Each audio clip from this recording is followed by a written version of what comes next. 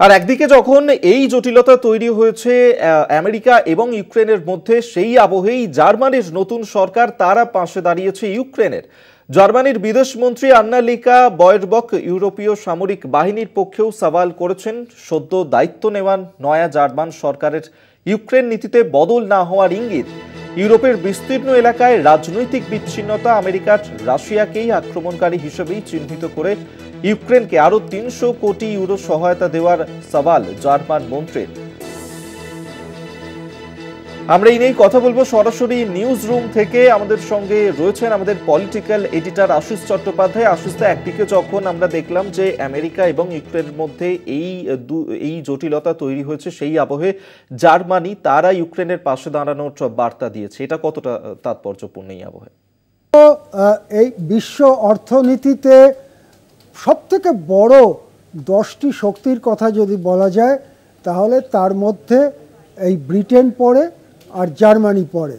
অর্থাৎ প্রথম দ্বিতীয় যদি চীন, প্রথম মার্কিন যুক্তরাষ্ট্র, দ্বিতীয় চীন, এই দুটো বৃহত্তম শক্তি বাদ দিলে তারপরে যে শক্তিগুলো আসে তার মধ্যে ব্রিটেন পড়ে, জার্মানি পড়ে, ভারতও পড়ে প্রথম 10টির মধ্যে।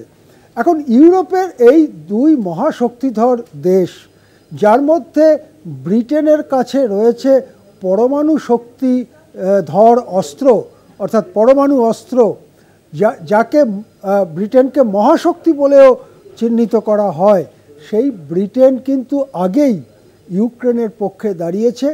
এবারে জার্মানির যে নতুন সরকার, সেই সরকারও স্পষ্টভাবে ইউক্রেনের পাশে দাঁড়ালো। ইউক্রেনকে আরও সহায়তা দেবার পক্ষে সওয়াল করলেন জার্মানির বিদেশমন্ত্রী। এর মধ্যে দিয়ে কিন্তু নতুন বিশ্ব ব্যবস্থা সম্পর্কে স্পষ্ট ইঙ্গিত মিলছে। দ্বিতীয় বিশ্বযুদ্ধের পরে গত 7.5-8 দশক ধরে মার্কিন যুক্তরাষ্ট্রের সবথেকে ঘনিষ্ঠ বন্ধু হচ্ছে ব্রিটেন, সবথেকে ঘনিষ্ঠ বন্ধু জার্মানিও। সেই জার্মানি এবং ব্রিটেন স্পষ্ট করে দিল যে তারা ট্রাম্পের নীতি অনুযায়ী ইউক্রেনের মাথার ওপর থেকে হাত তুলে নিচ্ছে না, বরং তারা আরও বেশি সামরিক সাহায্য, আর্থিক সাহায্য দেবার জন্য পা বাড়াচ্ছে। সেই জন্য এটা বলাই যেতে পারে ইউরোপের সবথেকে শক্তিধর দেশগুলো, যারা এত দিন ধরে মার্কিন যুক্তরাষ্ট্রের দৃঢ় সমর্থক এবং বন্ধু ছিল, তারা মার্কিন যুক্তরাষ্ট্রের থেকে আলাদা পথে হাঁটতে শুরু করলো। তাহলে ব্যাপারটা কি দাঁড়ালো? তাহলে কি মার্কিন যুক্তরাষ্ট্র এবং রাশিয়ার মধ্যে বোঝাপড়া উল্টো দিকে দাঁড়াচ্ছে? পশ্চিম ইউরোপের শক্তিধর দেশগুলো মার্কিন রাশিয়ার এই নতুন বন্ধুত্বের সঙ্গে হাত মেলাতে চলেছেন চীনের নেতা শি জিনপিং। তাহলে কি এটাই নতুন বিশ্ব ব্যবস্থা? আমাদের নজর রাখতে হবে।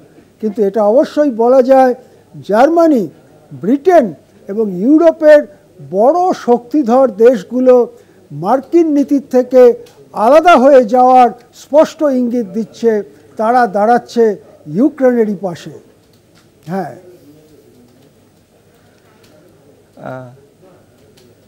ধন্যবাদ আপনাকে। এতক্ষণ সরাসরি নিউজ রুম থেকে আমাদের সঙ্গে ছিলেন আমাদের পলিটিক্যাল এডিটর আশিস চট্টোপাধ্যায়।